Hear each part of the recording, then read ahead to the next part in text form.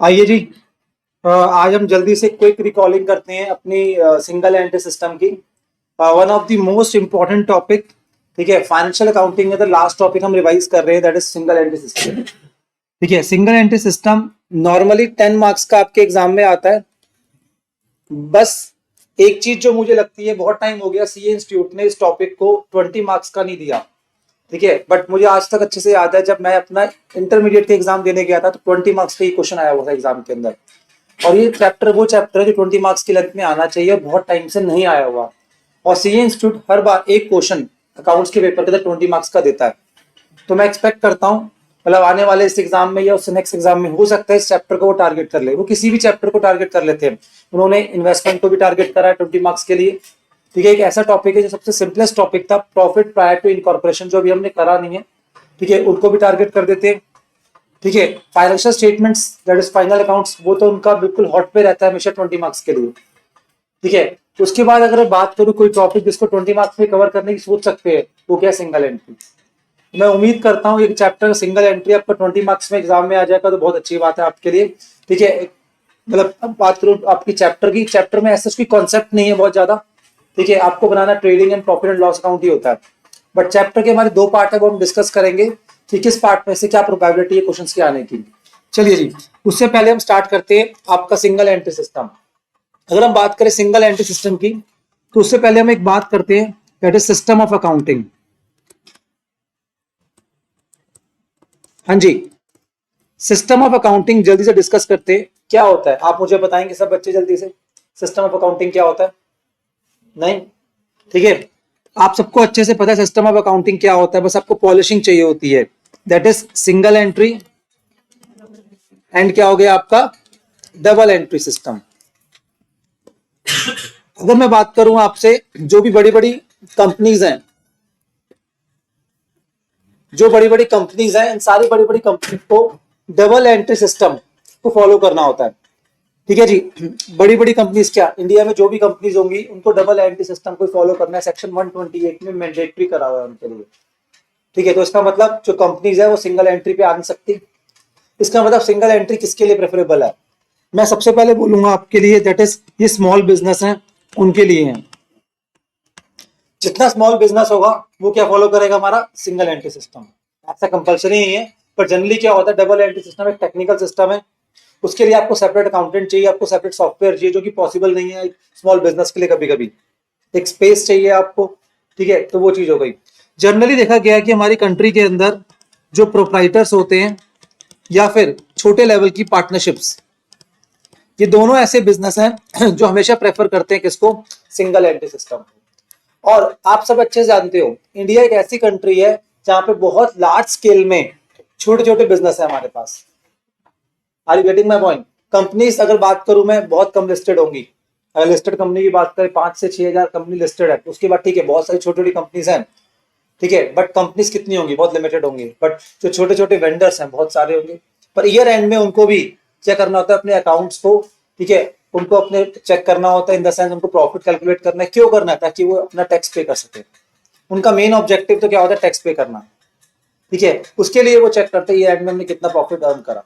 Are you getting my point? अब क्योंकि वो सिंगल एंट्री सिस्टम आपका इनकम्प्लीट रिकॉर्ड होता है, क्या होता है, इनकम्प्लीट रिकॉर्ड होता है, तो probability is very very high कि वो ठीक से अपने प्रॉफिट को असरटेन नहीं कर पाएंगे। प्रोबेबिलिटी इज देयर, वो कभी भी अपने ठीक बैलेंस शीट नहीं बता पाएंगे।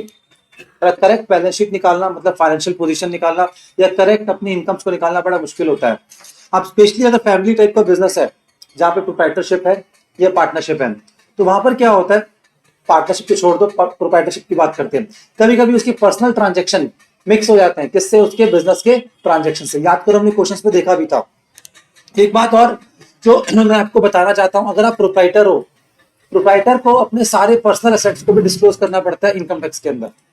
तो अपनी बैलेंस शीट बनाता है तो अपने पर्सनल सेट्स को भी करता है, डिस्क्लोज करता है। क्योंकि उसकी कोई भी पर्सनल सेट्स क्रिएट हुए होंगे तो बिजनेस की इनकम से क्रिएट हुए होंगे। अगर मैं यहाँ पर अगर पर्सनल लाइफ में अगर मान लो कि प्रॉपर्टी क्रिएट कर रहा हूँ, तो प्रॉपर्टी का पैसा कहाँ से आया होगा, मेरे बिजनेस से आया होगा।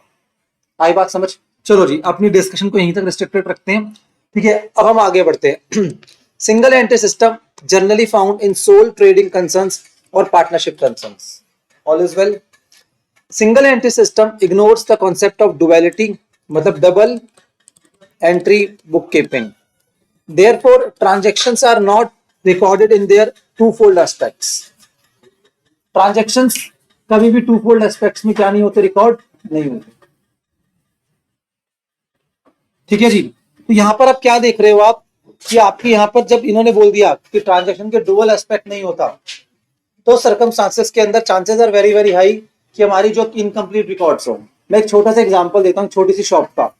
जब एक शॉप पर आप जाते हो, ठीक है, आप ध्यान से सुनना मेरी बात, और आप कभी भी उनसे कैश में परचेज करते हो, तो वो पर्सन क्या करता है, आपसे आपको गुड्स देता है और कैश लेता है और साइड हो जाता है। या कभी भी उसने आपका नाम पूछा आपसे, या कभी भी उसने कोशिश करी कि मैं कहीं पे रिकॉर्ड करूं, आप देखो कभी भी रिकॉर्ड वो नहीं करता। इसका मतलब कैश परचेज, कैश सेल्स को अपनी रिकॉर्ड नहीं कर रहा। But on the other hand, अगर वही पर्सन, अगर आप उस पर्सन से जब आप क्रेडिट में लेने जाओगे कोई भी गुड्स, सबसे पहले वो क्रेडिट सेल कर रहा है, सबसे पहले वो आपका नाम पूछेगा, आपका एड्रेस पूछेगा, हो सकता है उसके पास एक रजिस्टर मेंटेन हो डेटर्स का, उसमें जाके आपकी एंट्री पास करेगा। एम आई राइट और रॉन्ग? क्योंकि वहां पर उसको पता है कि दिन भर में ऐसे 20 लोग आ गए तो मुझे कैसे माइंड में रिटेन रहेगा। तो इसका मतलब वो वाले ट्रांजैक्शन रिकॉर्ड कर रहा है जो ट्रांजैक्शन रिकॉर्ड करना चाहता है, जिसके लिए उसका फ्यूचर से कंसर्न है। इनफैक्ट कभी कभी सिंगल एंट्री सिस्टम में जो पर्सन होता है वो अपने असेट्स को भी रिकॉर्ड नहीं करता, अपने एक्सपेंसेस को भी रिकॉर्ड नहीं करता। कितने इलेक्ट्रिसिटी बिल दे रहा है, कितने टेलीफोन बिल दे रहा है, वो रिकॉर्ड नहीं करता। सिर्फ वो डेटर से कितना लेना है, डेटर्स क्रेडिटर्स को कितना देना है, सिर्फ उसको रिकॉर्ड कर। अगर वो सिर्फ इतना कर रहा है तो इसका मतलब वो कौन है, प्योर सिंगल एंट्री। और ये आपने अपनी लाइफ में देखी है, जितनी भी छोटी छोटी शॉप्स है वो प्योर सिंगल एंट्री बेसिस पर होती हैं, जहां पर only personal accounts are maintain.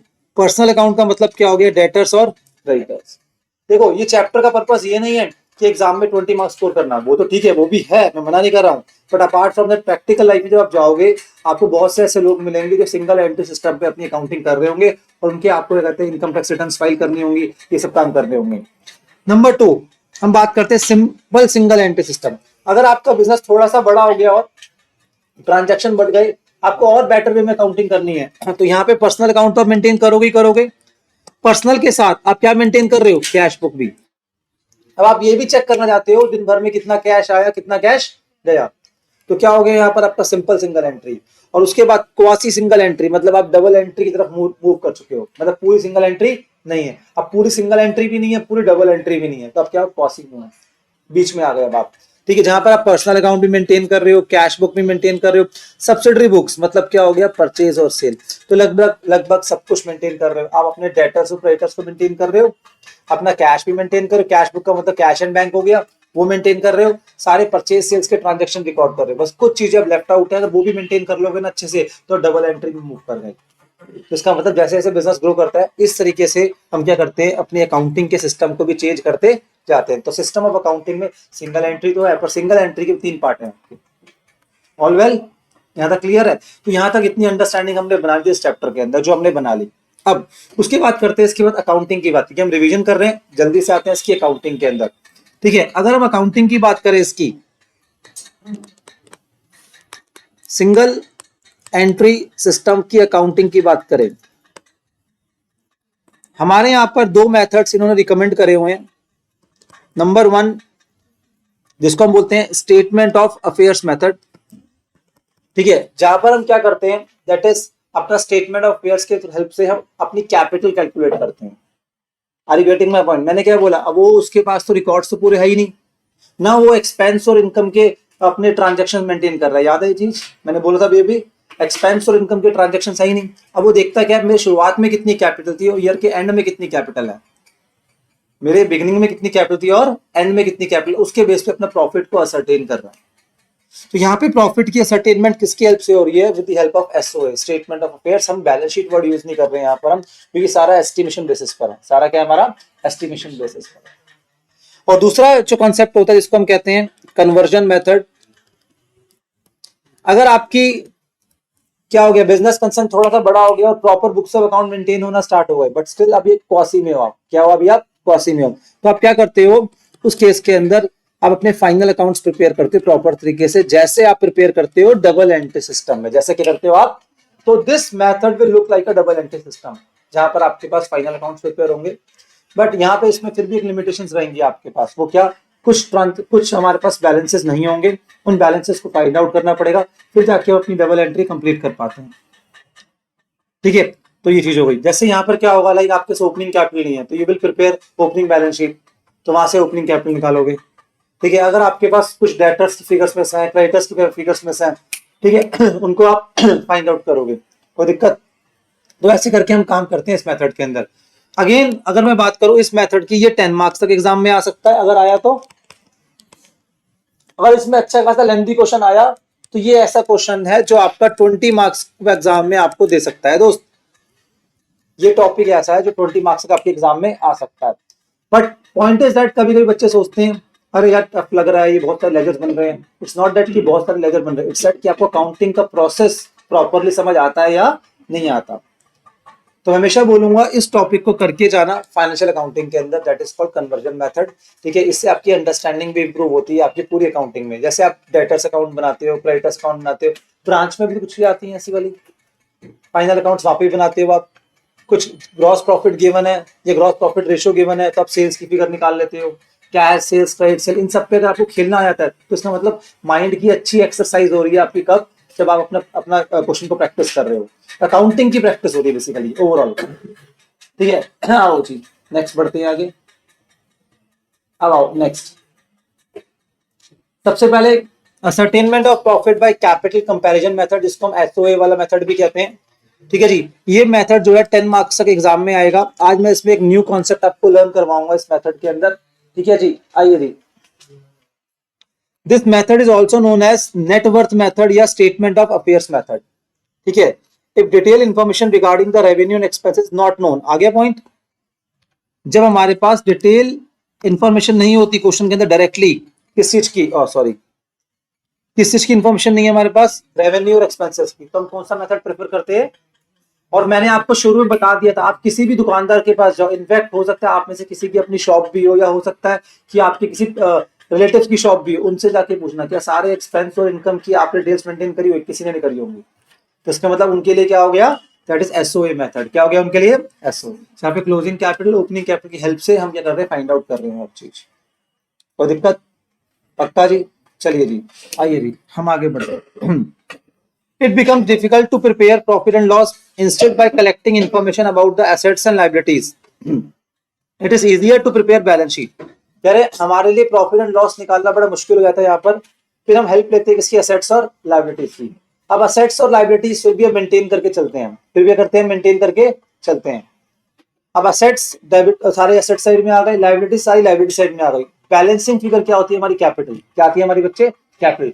Opening की ओपनिंग कैपिटल, क्लोजिंग की closing capital. First you need to understand कि ये मेथड का प्रेफरेबल है। समझ आ गया लाइफ में, जब हमारे पास क्या नहीं होते, रेवेन्यू और एक्सपेंसेस अवेलेबल नहीं है, तो हम ये वाला मेथड प्रेफर करते हैं।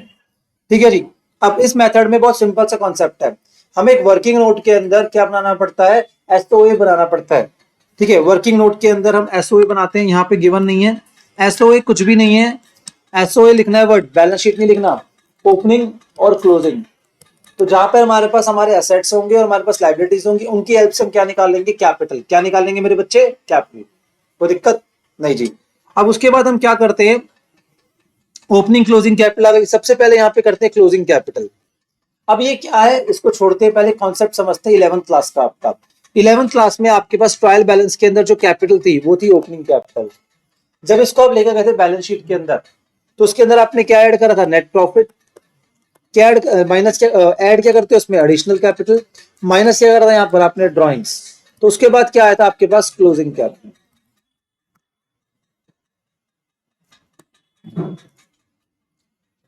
माइनस क्या आया था आपके पास, क्लोजिंग कैपिटल। कोई दिक्कत।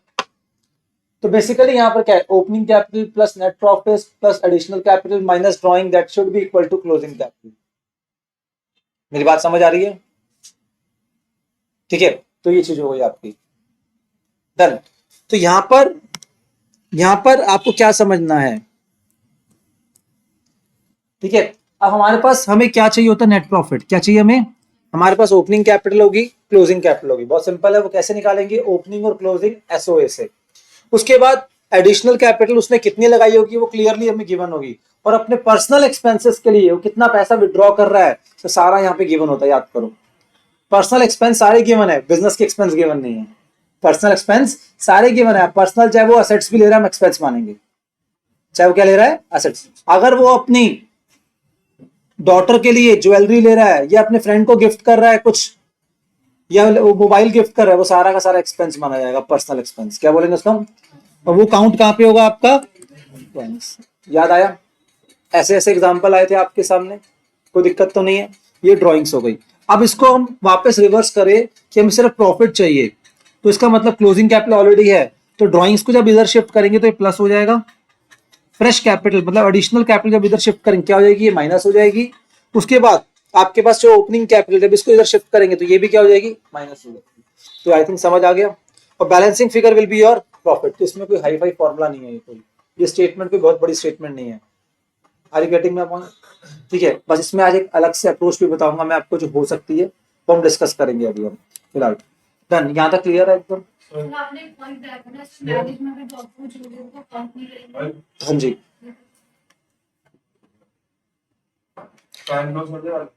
ठीक है, चलो जी हम आगे बढ़ते हैं।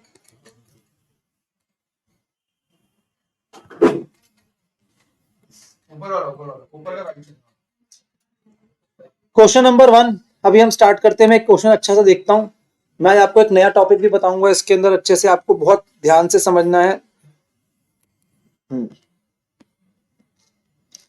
आइए जी, क्वेश्चन नंबर 1 हो सकता है मैं इसको चेंजेस करा के मैं इसको आगे बढ़ाऊं आपके सामने, ताकि आपकी अंडरस्टैंडिंग और इंक्रीज हो जाए आज। ठीक है, हमारे पास 31 मार्च 2017, 31 मार्च 2018, मतलब ये क्या हो गया मेरे बच्चे, ओपनिंग, और ये क्या हो गया आपका क्लोजिंग। ये दोनों गिवन है। ठीक है, यहाँ पे फर्नीचर गिवन है, बिल्डिंग गिवन है, स्टॉक गिवन है, डेटर्स गिवन है, कैश, बैंक, लोन, क्रेडिटर्स, ये सब गिवन है। ठीक है, अब यहाँ पे ओपनिंग क्लोजिंग गिवन है, अच्छी बात है, हमारे पास सब कुछ है। ठीक है, हमारे पास क्लोजिंग में क्या अवेलेबल नहीं है, क्लोजिंग में हमारे पास फर्नीचर अवेलेबल नहीं है और बिल्डिंग अवेलेबल नहीं है। आई बात समझ? अब mister A decided to provide depreciation on building 2.5% and furniture 10% of the for the period ending 31 March 18। ठीक है, mister A purchase jewellery of 2,40,000 for his daughter, वो डॉटर के लिए ज्वेलरी परचेज कर रहा है, तो इसको हम ड्राइंग्स का पार्ट मानेंगे। किसका पार्ट मानेंगे उसको, ड्राइंग्स का। ही sold his car on 31/3/18, car के बारे में ऊपर गिवन था नहीं। ठीक है, and the amount of 40,000 was retained in the business, मतलब क्या हो गया ये additional capital. You are required to prepare statement of affair, ठीक है, and calculate profit receive by A and during the year. अब मैं यहाँ पे एड ऑन कर रहा हूँ, ये तो आपका स्टडी मैट का क्वेश्चन है एज इट इज, इसमें एड ऑन कर रहा हूँ और मैं कुछ आपको चीजें नहीं सिखाऊंगा आज क्लास के अंदर। एड ऑन नंबर 1 क्या है मेरी तरफ से, दैट इज इसके अंदर एक एडजस्टमेंट और दे रहा हूं मैं, आउटस्टैंडिंग एक्सपेंसेस ₹20,000, और नंबर 2 क्या हो गया, प्रीपेड एक्सपेंसेस ₹10,000। ठीक है जी, outstanding expenses and prepaid expenses, all well.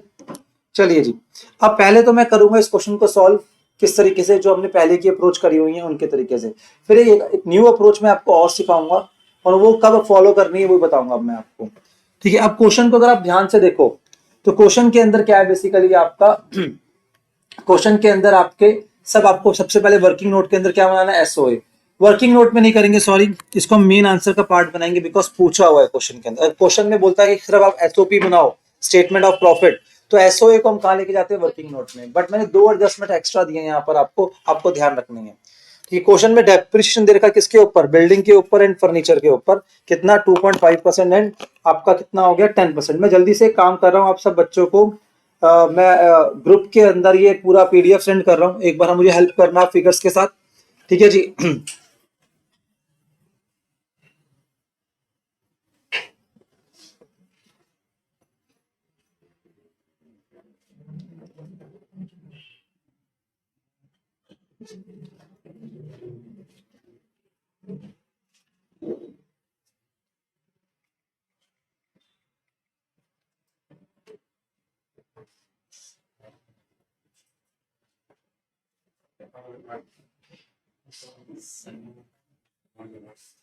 चलिए जी, मैंने आपको पीडीएफ पूरी सेंड कर दी, एक बार आप चेक करो और साथ साथ मुझे हेल्प करो फिगर्स के साथ। क्वेश्चन नंबर 1, ठीक है, हम स्टेटमेंट ऑफ अफेयर्स, जिसको आप बैलेंस शीट भी बोल सकते हो, प्रिपेयर करेंगे। Liabilities, opening, closing, asset, opening और क्लोजिंग। आई बात समझ? सबसे पहले आप मुझे बताएंगे यहां पर हमारे पास असेट्स कौन कौन से हैं, सब्जेक्ट टू डेप्रिसिएशन। फर्नीचर कितना आया, और सेकंड क्लोजिंग फर्नीचर कितना आएगा मेरे बच्चे? फर्नीचर पे डेप कितना है? 10%, तो क्लोजिंग में कितना हो जाएगा? 45। उसके बाद नेक्स्ट कौन सा है हमारे पास? Building.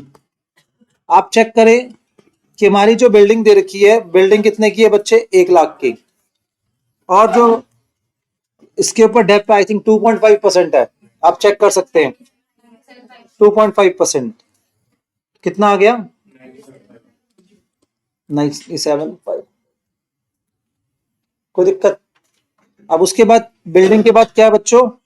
Stock, debtor, cash, bank. Stock, debtor, cash, bank, but इनमें कोई चेंजेस नहीं है ना। डेटर के ऊपर प्रोविजन फॉर डाउटफुल डेट है, कुछ भी नहीं है, तो कोई दिक्कत वाली बात नहीं है, हम एज इट इज इसको लिख देते हैं।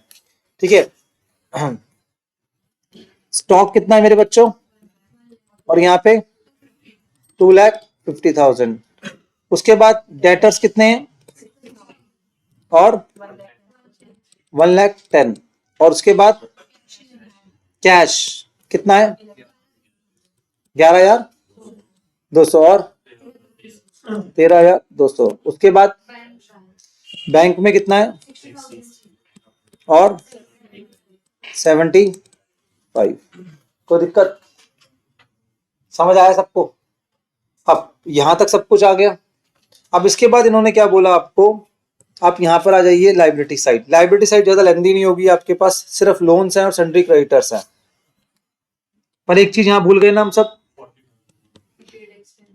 Prepaid expense. क्लोजिंग में आएंगे कितने? 40,000। प्रीपेड एक्सपेंस 40 है, 10 है ना बेटा। ये मैंने एड ऑन लिया अलग से। सन्ड्री क्रेडिटर्स कितना है मेरे बच्चों? 50।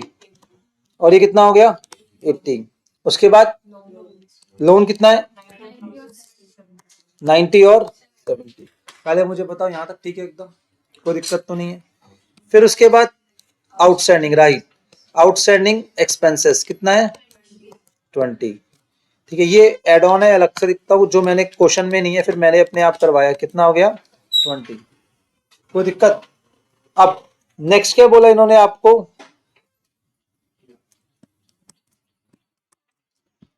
नेक्स्ट, हाँ जी, नहीं वो अलग बात है।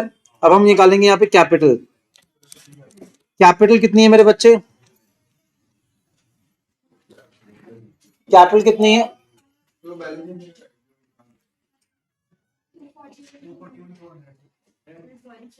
कितना है कैपिटल? कितनी है? 2,41,200। और यहाँ पे कितना है? जल्दी, नहीं अभी नहीं करेंगे बेटा, अभी बताऊंगा, सबके आंसर यही देने हैं आज क्लास के। जल्दी बताओ कितना आया?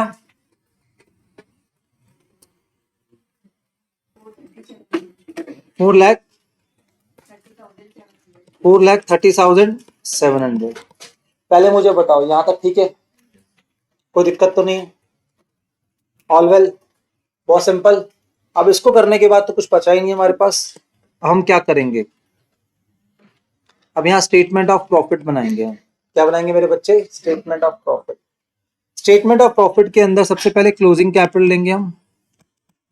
कितनी है मेरे बच्चों? 4,30,700। इसके अंदर हम क्या करेंगे? प्लस करेंगे ड्राइंग्स। मैं ड्राइंग्स कितनी है मेरे बच्चों? 24,000। ड्राइंग्स के बाद क्या है और आपका माइनस एडिशनल कैपिटल कितना आएगा 4000 40,000 और कुछ है ओपनिंग कैपिटल कितना है मेरे बच्चों 2,41,200।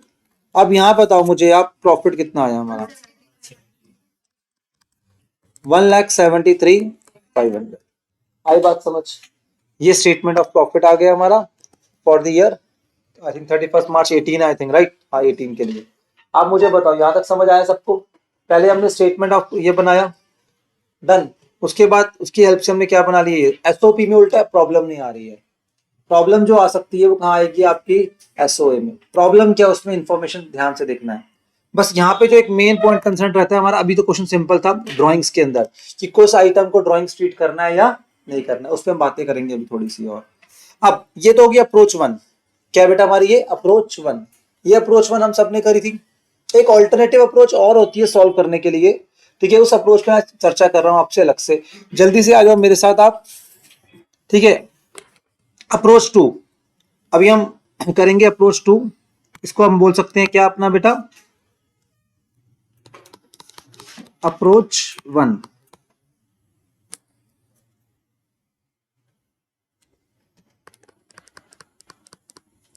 अप्रोच टू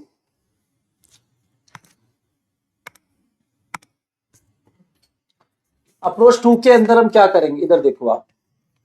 अब जब हम एसओए बनाएंगे ना यहां पर हम ये होगा एसओए बनेगा बिफोर एडजस्टमेंट। क्या बनेगा मेरे बच्चे बिफोर एडजस्टमेंट। समझ आती है वाली बात। बिफोर एडजस्टमेंट का मतलब क्या होता है दैट इज कोई एडजस्टमेंट अभी हमने नहीं करनी है इसके अंदर। Without adjustment like depreciation adjust नहीं करेंगे प्रोविजन फॉर डाउटफुल डेट होगा उसको एडजस्ट नहीं करेंगे है नहीं पर बता दिया। लाइक हम आउटस्टैंडिंग प्रीपेड को एडजस्ट नहीं करेंगे। विदाउट एडजस्टमेंट हम सॉल्व करेंगे पहले। ठीक है फिर उसके बाद एसओपी बनाएंगे फिर दोबारा हम बनाएंगे एसओए आफ्टर एडजस्टमेंट्स। पर आफ्टर एडजस्टमेंट सिर्फ क्लोजिंग के लिए बात करते हैं। आइए जी अब देखते हैं कैसे इसके आंसर होगा। उसमें अगर ऐसा लिखा आ गया कि prepare SOA closing SOA after adjustment तो समझ जाना आपको जो मैं अप्रोच बता रहा हूँ सेकंड अप्रोच से आंसर देना है वहां पे। आइए जी अब यहाँ पे इसी क्वेश्चन के अंदर जल्दी जल्दी मुझे आप बताओ मैं अलग से कर रहा हूँ सॉल्व ताकि आपको क्लैरिटी आ जाए मैं मिक्स नहीं कर रहा हूँ। Liabilities opening closing assets opening closing.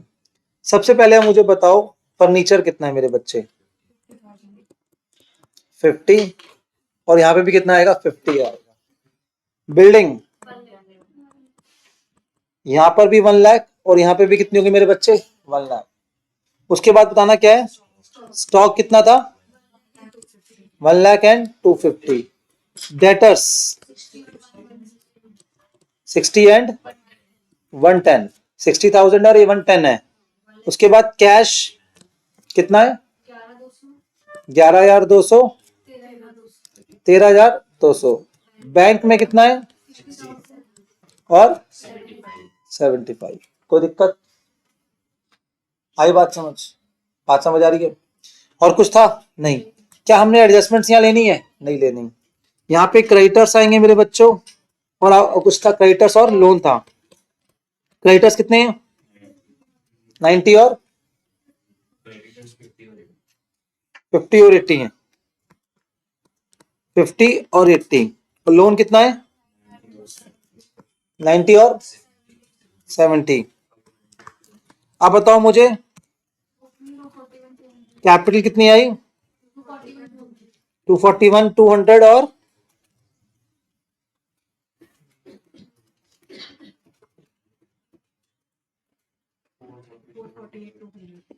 448 200 सबका आया। अब ऑब्वियस सी बात है कैपिटल आपकी सेम ये तो ओपनिंग तो सेम आ गई पर क्लोजिंग सेम नहीं आई। क्लोजिंग सेम नहीं आई। समझ आया यहां तक कोई दिक्कत। अब मैं आगे बढ़ रहा हूँ एसओपी बना रहा हूँ। अब एसओपी यहाँ पे कॉम्प्लिकेट हो जाएगा।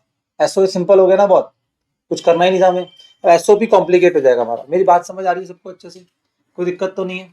ठीक है चलो जी अब आ जाओ एसओपी पर। सबसे पहले क्लोजिंग कैपिटल कितना है मेरे बच्चों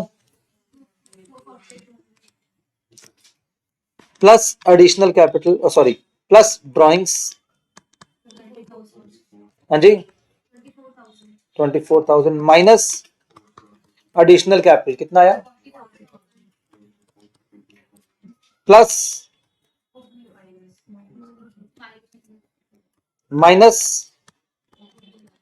ओपनिंग कैपिटल कितना है 241 200। अब कितना आ गया, ये आ गया प्रॉफिट। अब इसको बोलेंगे ग्रॉस प्रॉफिट। क्या बोलेंगे इसको, एक तरीके से ग्रॉस प्रॉफिट कितना 1,91,000। पहले प्रॉफिट कितना आया था 173। ऑब्वियसली बात है प्रॉफिट कैसे टैली कर जाएगा जब हमने एडजस्टमेंट्स को एडजस्ट ही नहीं करा। पर अब ये जो एडजस्टमेंट जो होती थी आपकी फाइनल अकाउंट्स में वही करनी है अब हमने। सर कैसे क्या करना है, जैसे मैं एग्जांपल देता हूँ, ठीक है। लेस करेंगे हम किसको, डेप्रिसिएशन को। कितना डेप है फर्नीचर के ऊपर, और बिल्डिंग के ऊपर कितना था, इसका 5 था मेरे ख्याल में, बिल्डिंग का कितना था 2.5 था, ऐसी था। डेप कितना हो गया। अब मुझे बता outstanding expenses, I think outstanding था इसके पास, ये क्या होता था, ये ऐड होता है एक्सपेंसेस के अंदर, तो एक्सपेंस का पार्ट है ये, तो यहाँ आ जाएगा आउटस्टैंडिंग एक्सपेंस। कितना है मेरे बच्चों 20,000। और माइनस करेंगे, मतलब इन शॉर्ट यहाँ पे एड बैक बोल देता हूँ मैं, एड बैक बोल देता हूँ, यहाँ लेस हो रहा है ना ये प्रीपेड एक्सपेंसेस, मतलब ये रिवर्स ट्रीटमेंट है। प्रीपेड में करेंगे एड बैक, कितना आया 10,000। अब मुझे बताओ नेट प्रॉफिट कितना है, आ गया हमारा वाला आंसर 173,500। बताओ आज की सही लर्निंग थी ये वाली, समझ आई ये वाली बात, कोई दिक्कत, वेरी वेरी सिंपल, कोई इशू तो नहीं है। ठीक है, तो हमने एडजस्टमेंट्स को यहाँ एडजस्ट करा, इसके बदले बैड डेब्ट्स होते तो वो भी यहाँ पे लेस हो जाते, प्रोविजन फॉर डाउटफुल डेट होता वो भी यहाँ पे लेस हो जाता। कोई दिक्कत है नहीं है जी। हम आगे बढ़ते हैं जल्दी से। अब वो बोलेगा एडजस्टेड एसओए बनाओ अलग से। हाँ, तो ये एडजस्टेड एसओए बनाने के लिए पहले नॉर्मल जो एसओए आएगा उसमें क्लोजिंग कैपिटल विदाउट एडजस्टमेंट होगी। क्या होगी, विदाउट।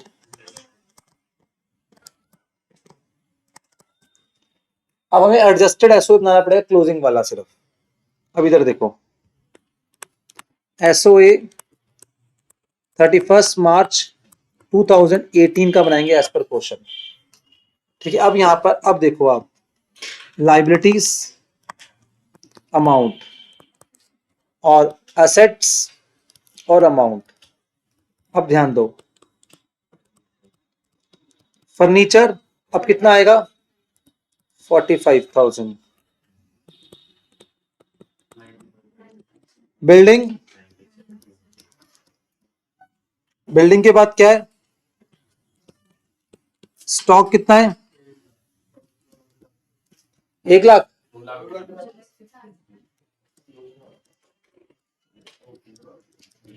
2,50,000। स्टॉक के बाद क्या है आपके पास 1,10,000। उसके बाद क्या है आपके पास कैश 13,000। उसके बाद बैंक,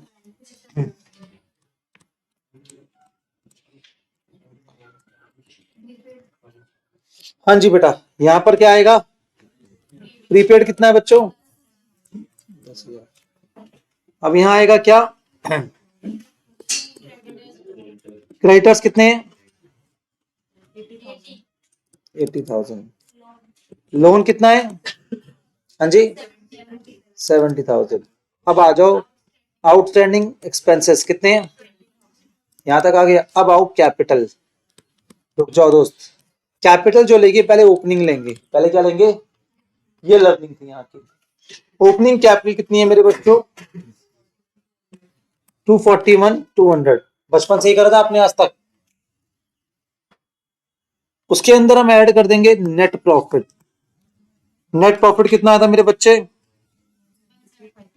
173,500, और लेस कर देंगे ड्रॉइंग्स, कितना है 24, और हाँ ऐड कर देंगे कितना है, चेक करना कितना आएगा 4 लाख, पक्का चेक कर लिया 4,30,000 7 ये तो आया।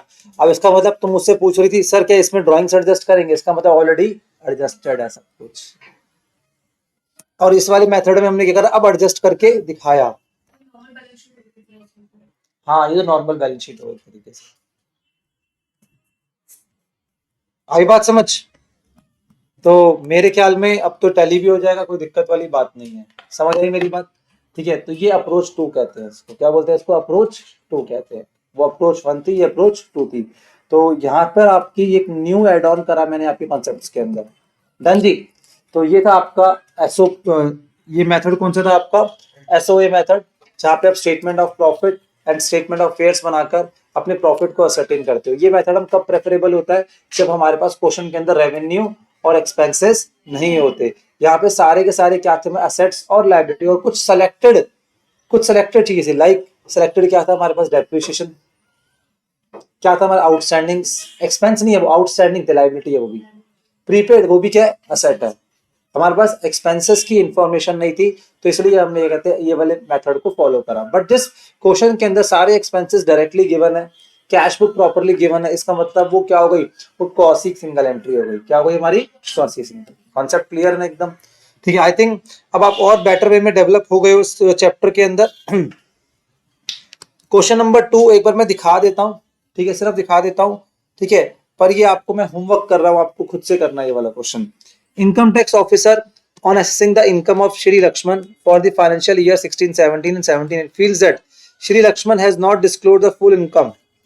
He gives you the following particulars of the assets and liability Shri Lakshman as on 1st April, ठीक है, 16 and 1st April 18। तो ये गैप जो है 2 साल का गैप है। यहाँ पे गैप 2 साल का, आपको कोई मतलब नहीं है 2 साल का गैप है। आपको क्या देखना है? ओपनिंग और क्लोजिंग देखना है।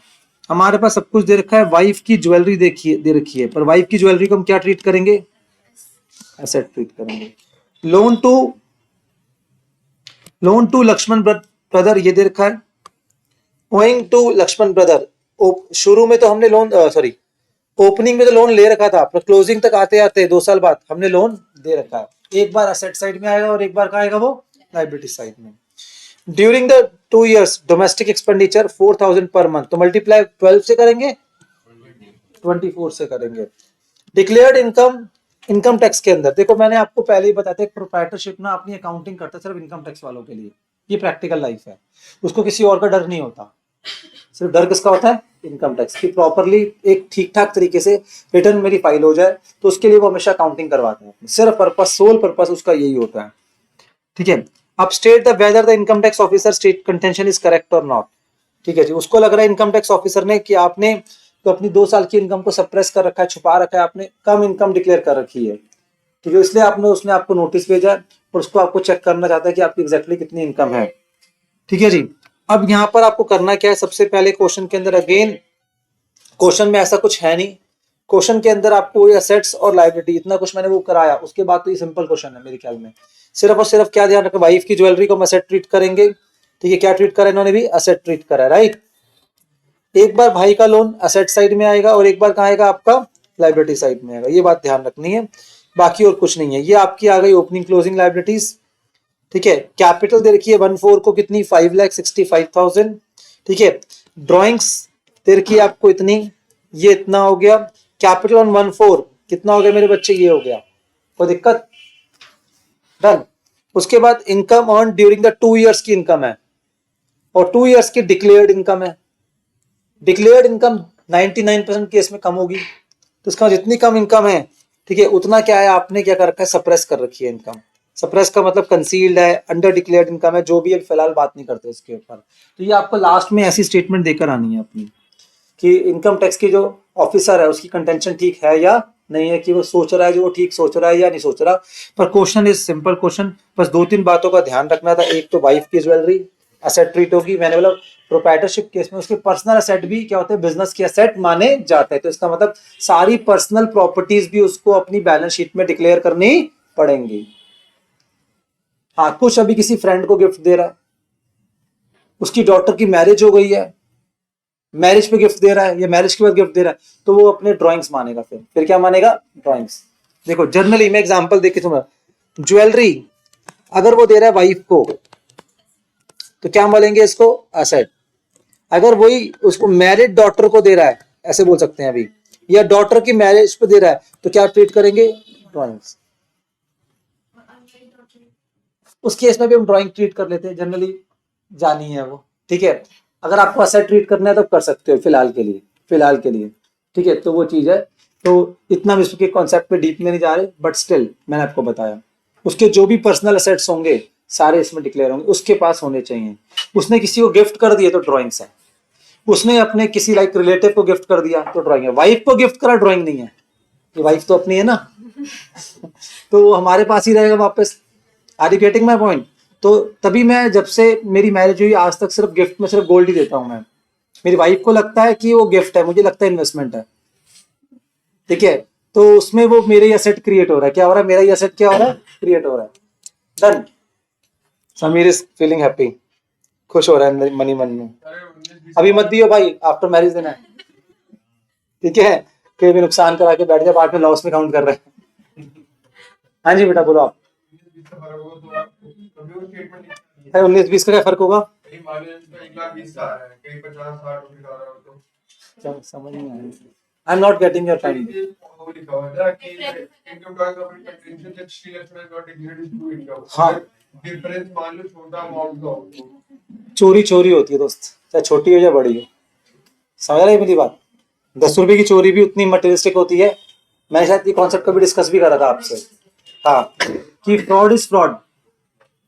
हाँ ठीक है जी।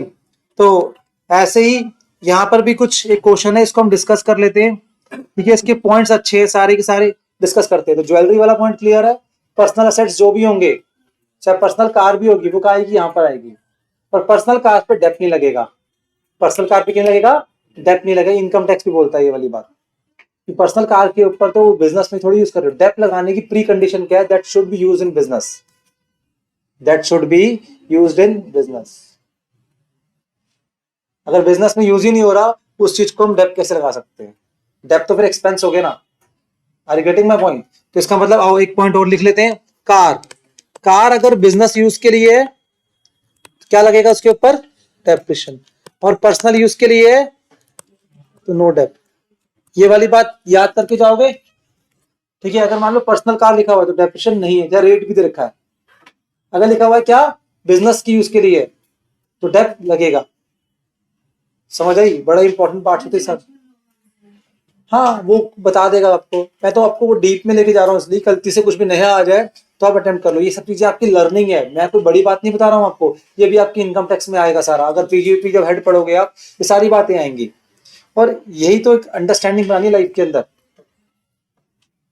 देखो आपने, मैंने क्या बोला, आपने काम थोड़ी करना, आपने अंडरस्टैंडिंग बनानी है सब चीजों पर। चलो जल्दी आओ।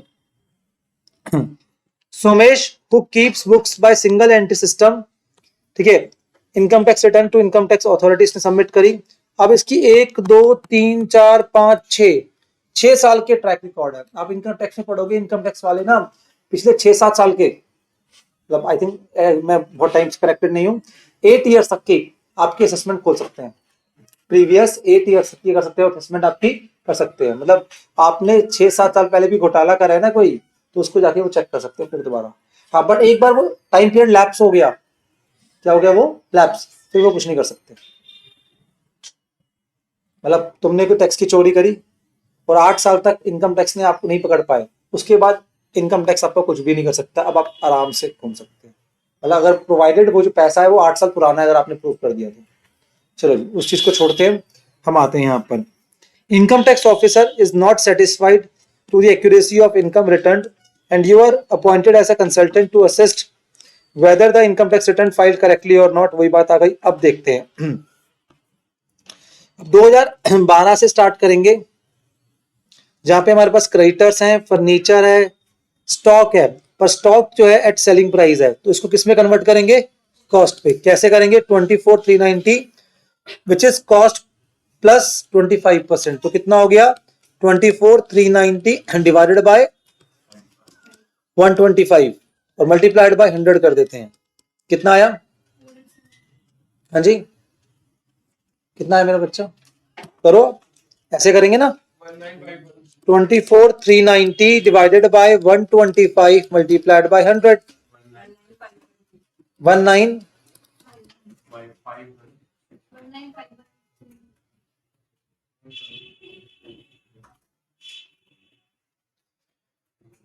ठीक है, जो भी है देख लेना आप।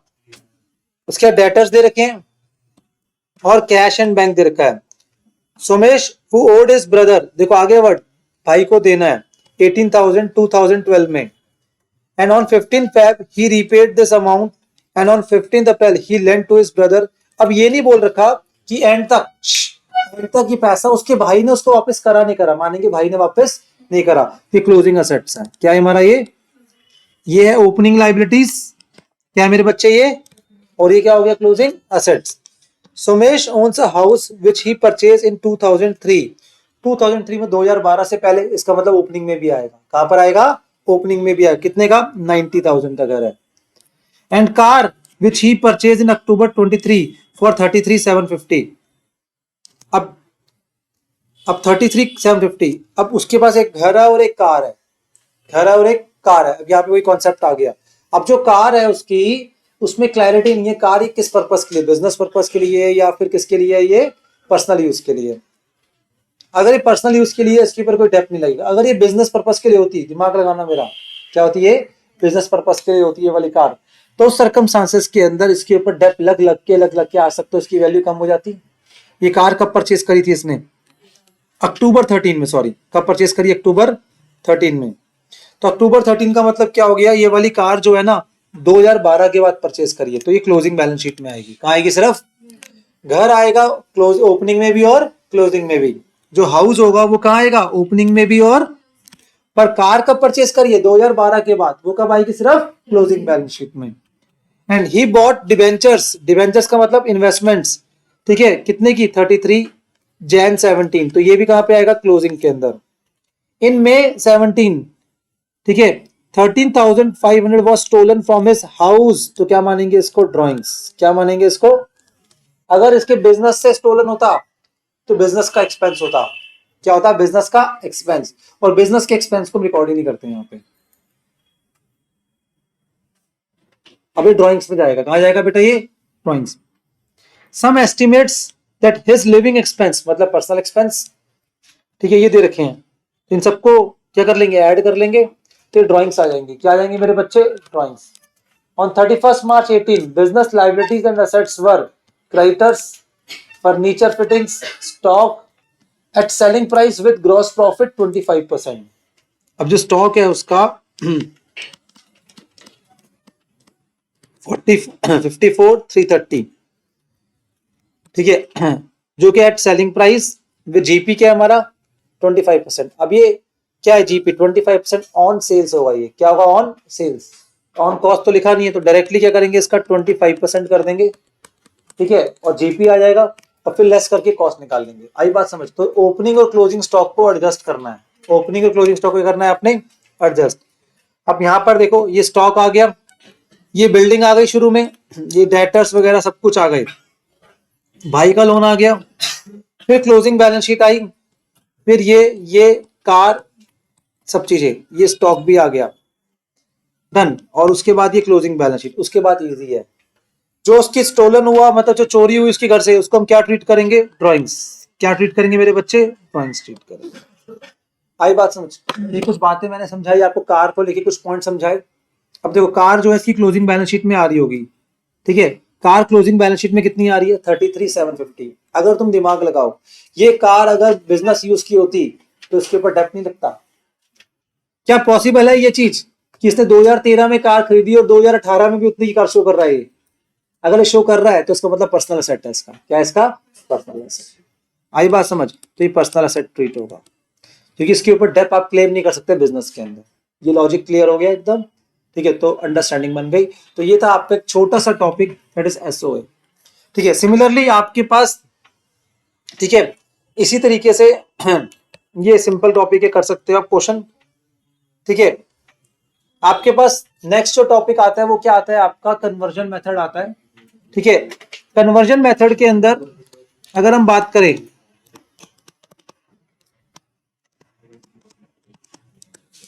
अगर हम कन्वर्जन मेथड की बात करें बेटा, सबसे पहले आपको क्या बनाना है वहां पे, trading and profit and loss account, जहां से क्या मिलता है आपको हमेशा, नेट प्रॉफिट। आपको ओपनिंग बैलेंस शीट बनानी होगी, वहां से मिलेगी ओपनिंग कैपिटल। आपने क्या बनाना होगा, क्लोजिंग बैलेंस शीट, जो हमेशा टैली करेगी, जो आपको बताएगी कि आंसर पूरा ठीक है या नहीं है। मेन ये दो आंसर के पार्ट होंगे आपके, ठीक है। बट उसके बाद कुछ आपको लेजर्स प्रिपेयर करने होंगे वर्किंग नोट के अंदर। वर्किंग नोट के अंदर आपको कैश बुक प्रिपेयर करनी पड़ती है। कैश बुक से कुछ भी मिल सकता है सर, मैं ये नहीं कह रहा, हो सकता है ओपनिंग कैश मिस हो तो ओपनिंग कैश मिलेगा, अगर ओपनिंग कैश मिस नहीं है तो ओपनिंग बैलेंस शीट नहीं बन सकती, तो पहले ओपनिंग कैश निकालो। क्लोजिंग क्लोजिंग कैश मिस है तो पहले वो निकालना पड़ेगा, फिर क्लोजिंग बैलेंस शीट। अगर मान लो कैश बुक की बैलेंसिंग फिगर डेबिट साइड आ रही है, हो सकता है वो क्या हो, कैश सेल्स, या हो सकता है एडिशनल कैपिटल, वो बताएगा। या तो कैश सेल्स, तो इसका मतलब क्या हो गया, डेबिट साइड में इसकी क्या क्या आ सकता है जो मिस होगा। सुनो मेरी बात, एक तो क्या मिस हो सकता है, ओपनिंग कैश, दूसरा क्या हो सकता है, कैश सेल्स, और क्या हो सकता है आपके पास, एडिशनल। ये जनरली ऐसा, तो उसके अलावा भी कुछ और हो सकता है, मना नहीं कर रहा हूं मैं। और क्रेडिट साइड में जो बैलेंस बचता है यहां पर, क्लोजिंग कैश, ठीक है। उसके बाद हो सकता है कोई कैश परचेज हो, राइट, या फिर ड्राइंग्स भी हो सकती हैं। क्या हो सकती हैं, ड्राइंग्स। तो ऐसे करके ये जनरल सरकमस्टांस में कैश बुक जब करते हैं तो ये फाइंड आउट करते हैं। अब जब तक मेरे पास कैश सेल्स नहीं आएगी तो सेल्स को कैसे रिकॉर्ड करूंगा बैलेंस शीट में, जब तक मेरे पास क्रेडिट पर कैश परचेज नहीं आएगी तो मैं कैसे जाऊंगा वहां पर, ठीक है। ड्राइंग्स नहीं होंगी तब भी दिक्कत है। तो यू हैव टू चेक कि मेरे को कौन सा अकाउंट प्रिपेयर करना है। फिर उसके बाद नेक्स्ट लेवल पे आपके पास यहाँ पर जो आता है वो क्या आता है आपका, डेटर्स अकाउंट। डेटर्स अकाउंट के 4 पिलर्स होते हैं, मैं हमेशा बोलता हूं। एक डेबिट साइड में अगर बात करूं, ओपनिंग डेटर्स, प्लस साथ में क्या होता है इसकी, क्रेडिट सेल। अगर ये दोनों गिवन है तो इसका मतलब डेबिट साइड कंप्लीट है। क्रेडिट साइड में अगर आप आओगे तो यू हैव क्लोजिंग डेटर्स, ये होना बहुत मस्ट है, प्लस साथ में क्या होता है, कलेक्शन। अगर ये भी गिवन है इसका मतलब आप एज्यूम कर सकते हो कि यह सब कुछ ठीक है। ये चारों पिलर्स अगर हैं तो लेजर को क्लोज करना आपके लिए आसान है। चार में से एक भी पिलर मिस है, मैं पिलर्स बोलता हूं इनको, तो आप लेजर को क्लोज नहीं कर सकते। ये दो, एक मिस है तो अच्छी बात है, 3 तो है ना, तो फोर्थ को निकाल लेंगे हम। 2 मिस है तो टेंशन है। लाइक आपको क्वेश्चन के अंदर क्रेडिट सेल गिवन नहीं है और साथ में क्लोजिंग डेटर गिवन नहीं है, अब आप क्लोज ही नहीं कर सकते कि क्रेडिट सेल भी होगी और क्लोजिंग डेटर्स भी होंगे। या तो कहीं से क्लोजिंग डेटर ढूंढ के लाओ, या कहीं से कहाँ ढूंढ के लाओ, क्रेडिट सेल, फिर क्लोज करना। हाँ, क्रेडिट साइड में और चीजें भी होंगी, बैड डेब्ट्स हो सकते हैं, डिस्काउंट हो सकता है, सेल्स रिटर्न की, वो सेकेंडरी मैटर है, ठीक है। सिमिलरली इसका साथ एक कॉन्सेप्ट आता है, वो आता है BR account. Sir BR account को बहुत केयरफुली ध्यान रखना है। बीआर अकाउंट के लिए आपको बिल्स ऑफ एक्सचेंज की थोड़ी थोड़ी नॉलेज यहाँ पे होना बहुत जरूरी है, कि बिल डिसऑनर हो गया, बिल को हमने डिस्काउंटिंग करवाई, ठीक है, डिस्काउंटेड बिल डिसऑनर हो गया। अब वहां पर आप बोलो सर आपने बताया नहीं, भाई मैं क्यों बताऊंगा सर, वो तो आपको फाउंडेशन का कॉन्सेप्ट है, तो फाउंडेशन से आपके माइंड में रिटेन होना चाहिए। सीए इंस्टीट्यूट ये मानता है कि आप सब फाउंडेशन पढ़ के आए हो, वो मानता है पढ़ के आए हो आप, ठीक है, तो आपको फाउंडेशन की सारी बातें रिटेन होंगी। तो इसलिए कुछ भी पूछ सकता है, बीआरएस का पॉइंट पूछ सकता है, जो उसका मन करे वो पूछ सकता है आपसे, ठीक है। तो बीआर अकाउंट का कनेक्शन इससे पूरा पूरा कनेक्शन होता है, इन साथ में क्लोजिंग होती है इन दोनों की। फिर फोर्थ लेवल पर हालांकि कम आता है, एक मेन अकाउंट जो बनेगा आपका, वो क्या बनेगा मेरे बच्चे, क्रेडिटर्स अकाउंट। क्रेडिटर्स अकाउंट का क्रेडिट साइड मेन होता है हमारा opening balance plus credit purchase. यहां पर सिमिलरली डेबिट साइड में क्या होता है, क्लोजिंग बैलेंस प्लस पेमेंट। ये इसके मेजर 4 पिलर्स हैं। 4 में से 3 है, बहुत अच्छी बात है, फोर्थ वाले को फाइंड आउट कर लोगे 1 मिनट के अंदर। 4 में से 2 मिस है तो दिक्कत है। आई बात समझ, तो ये बात ध्यान रखनी है आपने।